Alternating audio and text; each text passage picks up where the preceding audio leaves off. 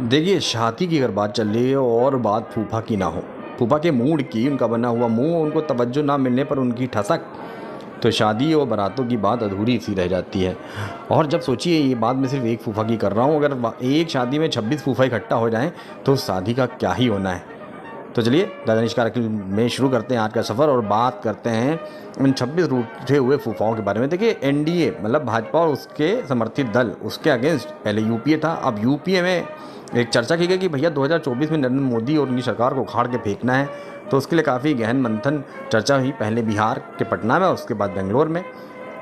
अब वो सिलसिला बदस्तूर जारी है। अब मणिपुर गणना के बाद इंडिया, जो यूपीए के बाद अब नया गठबंधन बना है एनडीए के विरुद्ध, मोदी के विरुद्ध, अब उसको कोई मौका छोड़ना नहीं। और मणिपुर की घटना उनके लिए हाथ में एक वरदान जैसी है।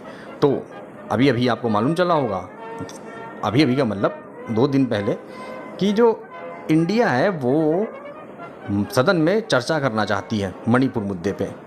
और पक्ष जो है हमारा एनडीए, भाजपा शासित जितने भी समर्थक दल हैं, वो कह रहे हैं कि भैया हम तो चर्चा करने के लिए तैयार हैं, लेकिन ये चर्चा करते ही नहीं है। अब इंडिया कह रही है, जो यूपीए बनकर आई है, वो कह रही कि देखिए हमें मोदी जी चाहिए सदन में।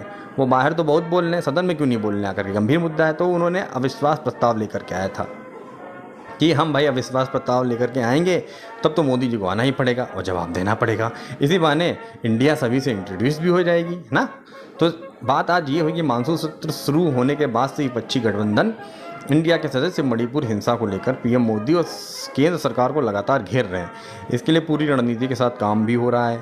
इसमें विपक्ष के नेताओं के दफ्तरों में क्या हो रहा है, डेली बेसिस पर सुबह होने वाली बैठकों को पहले से उसको प्लान किया जा रहा है, शेड्यूल किया जा रहा है। या फिर आपके निलंबित जो अभी सांसद थे संजय सिंह, उनको निलंबित कर दिया गया, तो उनके साथ एकजुट होकर बैठना भी शामिल है। वहाँ पे मीटिंग में चर्चाएं हो रही है। लेकिन 26 जुलाई को विपक्ष की इस एकता में जो 26 फूफा हैं, आप फूफा ही कह सकते हैं भाई, अलग अलग पार्टी के, क्योंकि घटनाएं कुछ ऐसी हुई जो मैं आगे आपको बताऊंगा। तो पूरी जानकारी पर जुड़े रहिएगा। चैनल पर नए हैं तो लाइक और सब्सक्राइब जरूर करिएगा। तो 26 जुलाई को विपक्ष की इस एकता में गतरूद आ गया, मतलब कल। दरअसल लोकसभा में कांग्रेस नेता गौरव गोगोई ने सुबह 9:20 बजे अविश्वास प्रस्ताव सौंप दिया, जबकि विपक्षी गठबंधन इंडिया के सदस्य सुबह 10 बजे अपनी नियमित बैठक के लिए एकत्र हुए थे। जब उन्हें इस बारे में पता चला तो विपक्षी दलों के नेताओं ने कड़ी नाराजगी जाहिर की। कहा भाई ऐसा कैसे कर सकते हैं आप, हैं हम लोग जब हैं तो आप अकेले कैसे आगे बढ़ सकते हैं। भाई इंडिया 26 दलों से मिल करके बनी हुई एक संगठन है, तो और इसका श्रेय सिर्फ कांग्रेस कैसे ले सकती है ना। अब शादी में 26 फूफा हैं, एक ही फूफा कैसे आगे बढ़ सकते हैं। तो हालांकि कांग्रेस अध्यक्ष मल्लिकार्जुन खड़गे जो है ना, उन्होंने स्थिति को संभालने की कोशिश की और गठबंधन के साथी सदस्यों को शांत किया। कहा भाई साहब गलती हो गई, दोबारा नहीं होगा, मुंह से निकल गया। भाई बात वहाँ पे मुंह से नहीं निकला था, अविश्वास प्रस्ताव था, उसको सौंपा गया था हाथों से। विपक्ष के एक नेता ने कहा कि जो अविश्वास प्रस्ताव का नोटिस सौंपा गया था, उस पर साइन करने वाले 49 लोगों को भी बीजेपी सरकार को स्पष्ट और जोरदार संदेश देने के लिए एकजुट होकर प्रक्रिया को आगे बढ़ाना था, हमें मैसेज देना था।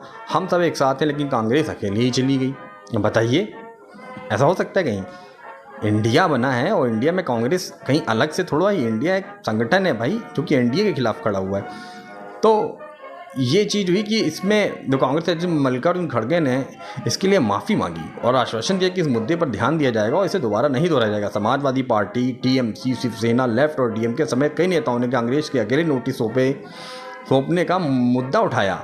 एक वरिष्ठ सांसद ने कहा कि खड़गे जी ने कहा कि कुछ गलत कम्युनिकेट हुआ था और मुझे इसके लिए खेद है, इस मामले को सुलझा लिया गया है। आप बताइए आपकी क्या राय है?